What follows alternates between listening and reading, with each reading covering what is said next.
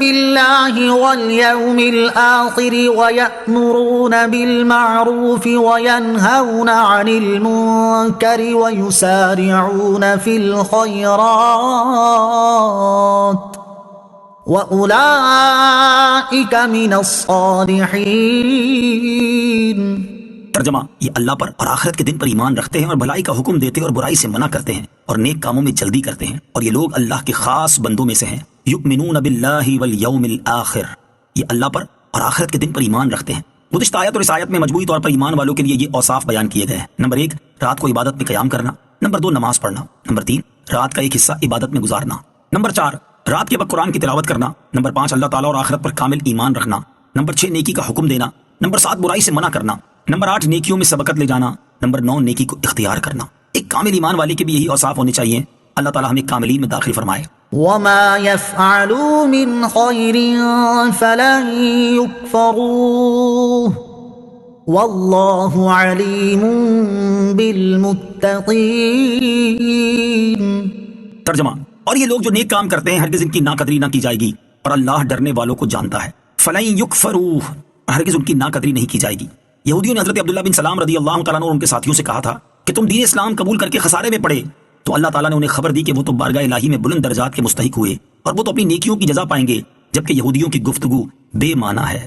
ان الذين كفروا لن تغني عنهم اموالهم ولا اولادهم من الله شيئا وأولئك أصحاب النار هم فيها خالدون۔ ترجمہ، وہ لوگ جو کافر ہوئے، ان کے مال اور ان کی اولاد ان کو اللہ کے عذاب سے کچھ نہ بچا سکیں گے، اور یہی لوگ جہنمی ہیں، یہ ہمیشہ جہنم میں رہیں گے۔ لن تغنی عنہم اموالہم ولا اولادہم من اللہ شیئا، ان کے مال اور ان کی اولاد ان کو اللہ کے عذاب سے کچھ بچا نہ سکیں گے۔ شان نزول، یہ آیت بنی قریظہ اور بنی نذیر کے بارے میں نازل ہوئی۔ یہودی سرداروں نے مال و دولت کی خاطر سرکار علی وقار مدینے کے تاجدار صلی اللہ تعالی علیہ وسلم کے ساتھ دشمنی کی تھی۔ اللہ تعالیٰ نے اس آیت میں ارشاد فرمایا کہ ان کے مال و اولاد ان کے کچھ کام نہ آئیں گے، یہ سرکار اقدس صلی اللہ تعالی علیہ وسلم کی دشمنی میں ناحق اپنی عاقبت برباد کر رہے ہیں۔ ایک قول یہ ہے کہ یہ آیت مشرکین قریش کے بارے میں نازل ہوئی کیونکہ ابو جہل کو اپنی دولت پر بڑا فخر تھا، اور ایک قول یہ ہے کہ یہ آیت تمام کفار کے متعلق عام ہے۔ ان سب کو بتایا گیا کہ مال و اولاد میں سے کوئی بھی کام آنے والا اور عذاب الہی سے بچانے والا نہیں، صرف رسول اکرم علیہ الصلوۃ والسلام کے دامن سے وابستہ ہونا ہی نجات کا ذریعہ ہے۔ مثل ما ينفقون في هذه الحياة الدنيا كمثل ريح فيها صر أصابت حرث قوم ظلموا أنفسهم فأهلكته وما ظلمهم الله ولكن أنفسهم يظلمون۔ ترجمہ، اس دنیاوی زندگی میں جو خرچ کرتے ہیں اس کی مثال اس ہوا جیسی ہے جس میں شدید ٹھنڈ ہو۔ وہ ہوا کسی ایسی قوم کی کھیتی کو جا پہنچے جنہوں نے اپنی جانوں پر ظلم کیا ہو، تو وہ ہوا اس کھیتی کو ہلاک کر دے، اور اللہ نے ان پر ظلم نہیں کیا بلکہ وہ خود اپنی جانوں پر ظلم کرتے ہیں۔ مثل ما ينفقون في هذه الحياة الدنيا، اس دنیاوی زندگی میں خرچ کرنے والوں کی مثال۔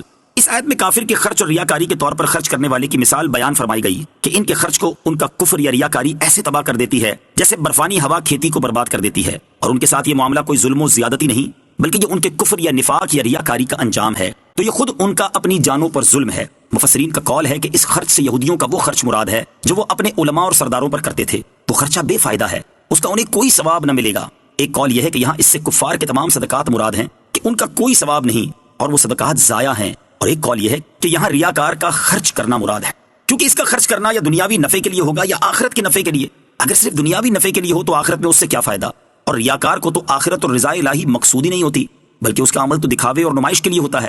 ایسے عمل کا آخرت میں کیا نفع ہوگا جبکہ کافر کے تمام اعمال برباد ہیں، وہ اگرچہ آخرت کی نیت سے بھی خرچ کرے تو نفع نہیں پا سکتا۔ ان لوگوں کے لیے وہ مثال بالکل مطابق ہے جو اس آیت میں ذکر فرمائی جا رہی ہے۔